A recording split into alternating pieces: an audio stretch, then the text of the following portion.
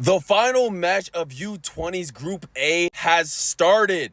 Japan versus England, the match we've been waiting for. Japan needs a win to move on to the knockout stages. I believe in Japan. Beginning of this chapter, the game is being held at Blue Lock Stadium, but fans are watching across the world. You know, Blue Lock has fascinated everyone. Both teams are walking onto the pitch. Teddy Knight is rocking number 11. I'm not gonna lie, that's a cold-ass number.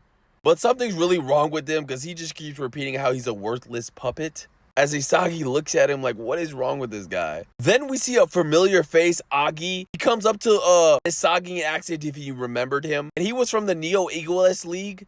I forget what team he was on, but I remember him. There's only a few black players. Then we see the full England team as Agi tells Isagi, let's find out which team is crazier. It's going to be a battle of aesthetics. Then we see the England coach, and he looks like, I don't know what, he got some rat teeth. They really did him dirty with his look, but he says, I'm 0-1.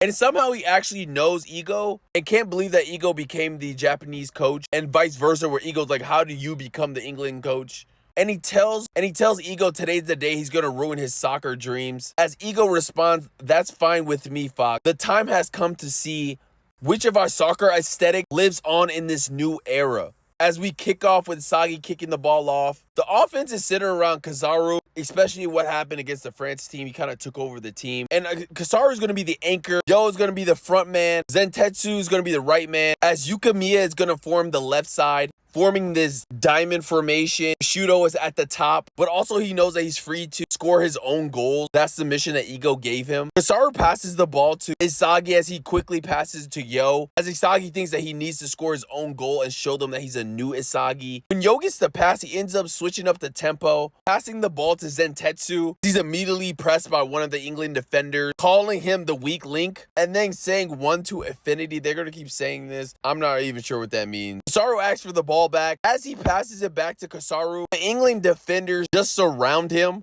They somehow figured out that Kizaru was at the center of the offense. I was so hyped seeing in this moment, seeing Isagi, knowing that spot was going to be open. Before he could do anything with it, my boy Teddy was tracking him down. The best part, he's not discouraged. He actually has that grin in his face as Teddy just says 1 to infinity. I think there must be mostly a defensive team. As Teddy blocked the shot, Shudo comes out of nowhere. I'm really thinking he's about to score. Takes the shot, but luckily there was a wall there that they were able to form. Blocks off the dude's head. I don't know how this dude is not concussed. Even Shudo was surprised that he missed. This is when Sagi compared their defense into like an army, calling them the U20 England soldiers. The knights behind them, oh my god. I know people make fun of Blue Lock because of these things, but this is the coolest part about them. In the last panel, we see the coach and Teddy come out 0-1, 1 to infinity. What does that even mean, bro? Make it make sense. This is Blue Lock's time. We're not losing.